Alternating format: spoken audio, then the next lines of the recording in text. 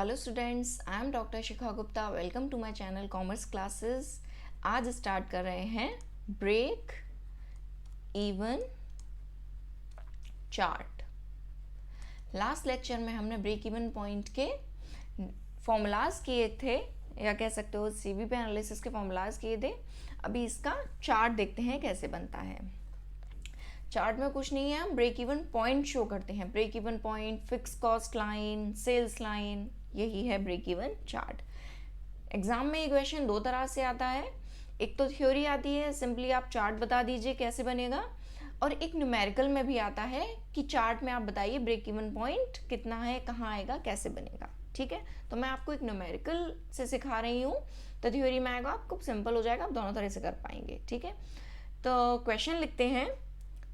Given है fix cost है ₹700, selling price है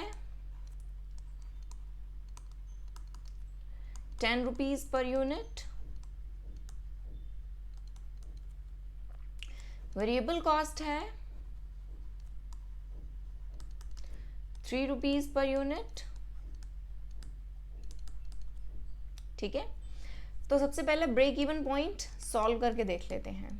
दो तरह से होता है, एक होता है इन यूनिट्स और एक होता है इन रुपीस। तो पहले यूनिट्स में देखते हैं फॉर्मूला क्या होगा। F upon selling price per unit में दिया है तो पर यूनिट ही लेंगे हम, minus variable cost per unit.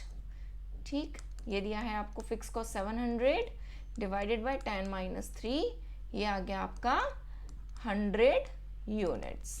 Right, next solve करते हैं break even point in rupees. Formula क्या होगा, F upon S per unit minus V per unit into S per unit. कुछ नहीं है, बस इसमें सेलिंग प्राइस इंटू कर देते हैं।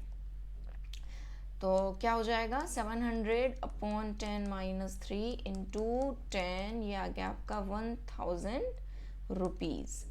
मीन्स ब्रेक इवन पॉइंट तब आएगा जब हम 100 यूनिट सेल कर दें या फिर 1000 रुपीज की सेल कर दें। ठीक है, ब्रेक इवन पॉइंट कौन सा पॉइंट होता है, वो पॉइंट जब सेल हमारी टोटल कॉस्ट को कवर कर ले, हमारी टोटल कॉस्ट को कवर कर ले। सेल हमारी टोटल कॉस्ट को कवर कर लेगी तो हम बोलेंगे अब वो पॉइंट आ गया जहां पर हमको ना नुकसान है और ना ही फायदा है, no profit no loss point, उसको ही हम बोलते हैं ब्रेक इवन पॉइंट। ठीक है, चलिए चार्ट बना के देखते हैं कैसे बनेगा।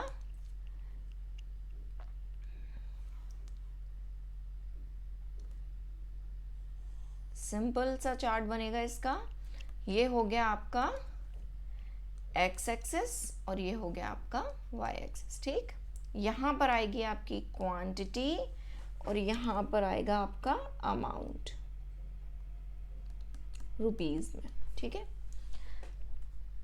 अच्छा, यूनिट्स या क्वांटिटी को हम 100 है तो कितने गैप में लें, 20 के गैप से ले लेते हैं। ये हो गया 0, ये हो गया 20, ये हो गया 40, ये हो गया 60, ये हो गया 80, ये हो गया 100, थोड़ा सा और कर लेते हैं 120 एंड 140। ठीक, और 1000 रुपीज को 200 के गैप पर ले लेते हैं। 200, 400, 600, 800,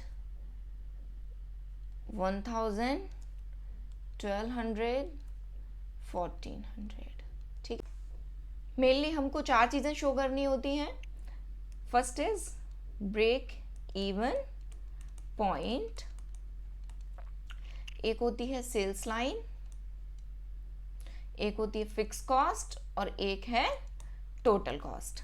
ठीक, तो स्टार्ट करते हैं ब्रेक इवन पॉइंट, क्योंकि हमने सॉल्व कर लिया है, इससे ब्रेक इवन पॉइंट ड्रॉ करके देखते हैं कहाँ आएगा। तो हमको 1000 रुपीज की सेल करनी है और 100 यूनिट सेल करनी है, वो पॉइंट हमारा क्या होगा, ब्रेक इवन पॉइंट। तो ये कुछ इस तरह से होगा ना। ठीक है ना, चलिए ये तो आ गया हमारा ब्रेक इवन पॉइंट, यहाँ कुछ होगा हमारा ब्रेक इवन पॉइंट। अब आते हैं fix cost per. Fix cost हमको दी हुई है ₹700, 700 यहाँ कहीं आएगा। अच्छा, हम 0 यूनिट प्रोड्यूस करेंगे तो हमारी कॉस्ट कितनी जाएगी? फिक्स कॉस्ट 700, क्योंकि फिक्स्ड होती है, आप कुछ भी प्रोड्यूस करो या मत करो या कितना भी करो, आपकी फिक्स कॉस्ट उतनी ही जाएगी। ठीक है, 20 यूनिट सेल करेंगे या प्रोड्यूस करेंगे तब हमारी फिक्स कॉस्ट इतनी ही होगी, 40 यूनिट्स में इतनी होगी, 60 यूनिट्स में इतनी होगी, 80 में इतनी होगी। मीन्स ये हमारी एक स्ट्रेट लाइन बनेगी। तो एक स्ट्रेट लाइन बना लेते हैं, तो हमारी फिक्स कॉस्ट हो गई ये एक स्ट्रेट लाइन। ठीक है, ये है हमारी फिक्स कॉस्ट, फिक्स्ड कॉस्ट। ठीक, अब आते हैं हमारी सेल लाइन कैसे बनेगी। सेल्स लाइन, हम 20 यूनिट सेल करेंगे, 20 यूनिट्स या फिर 200 रुपीज़ की सेल करेंगे तो यहाँ होगी सेल। 40 यूनिट्स और या 400 की सेल करेंगे तो यहाँ होगी। 60 यूनिट्स या 600 रुपीज़ की सेल करेंगे तो यहाँ होगी। सिमिलरली 80,000 यूनिट्स, 120 यूनिट्स, 1000 रुपीज़ की सेल करेंगे तब, 1200 रुपीज़ की सेल करेंगे तब यहाँ, 1400 रुपीज़ की सेल करेंगे यहाँ। मीन्स ये हमारी सेल्स लाइन कुछ इस तरह से बनेगी। नहीं, ये बन गई हमारी सेल्स लाइन। Correct, sales. ठीक, अब बचता है हमारी total cost. Total cost, fix total cost क्या है? टोटल कॉस्ट है fix cost plus variable cost. Total cost हमारी स्टार्ट ही यहाँ से होगी। क्यों? क्योंकि टोटल कॉस्ट में वेरिएबल कॉस्ट चाहे 0 ही क्यों ना हो, हमको 700 तो पे करना ही करना है। तो टोटल कॉस्ट हमारी कुछ इस तरह से जाएगी।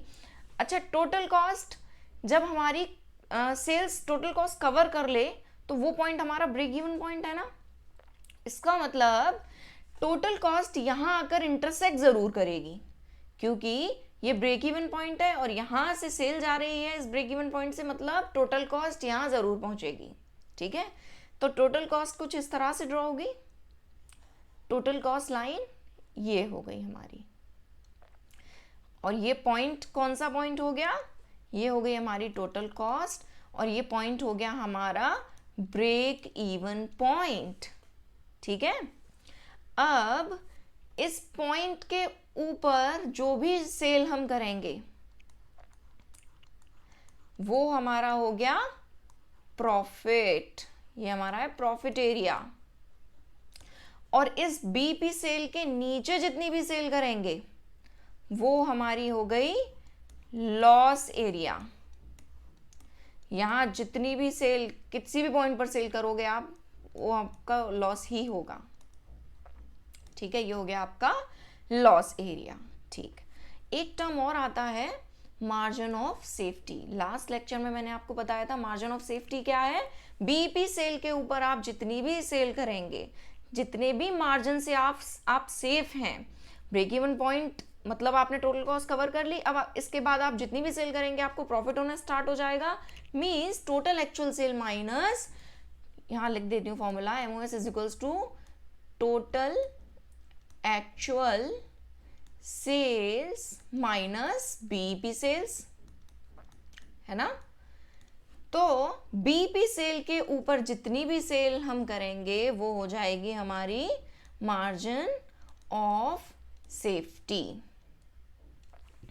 यहां भी आपका आ जाएगा मार्जिन ऑफ सेफ्टी, MOS लिख देती हूँ। ठीक है, मान लेते हैं आपने 1200 रुपीज़ की सेल की, तो मार्जिन ऑफ सेफ्टी कितना हुआ? आप कितने मार्जिन से सेफ हैं? ब्रेक इवन पॉइंट से लेके यहाँ तक आप सेफ हो गए। मीन्स 200 रुपीज़ से आप सेफ हैं। सिमिलरली जब हम 1200 रुपीज़ की सेल करेंगे, इसका मतलब हम 120 यूनिट सेल कर रहे होंगे, तो इसका मतलब हम 20 यूनिट्स से सेफ हैं। क्लियर है? इसी तरह से 1400 करेंगे तो 400 रुपीज़ से सेफ हैं और 40 यूनिट से सेफ हैं। क्लियर है? चलिए, आई होप आपको ये वीडियो समझ में आया होगा। Thanks for watching, bye bye.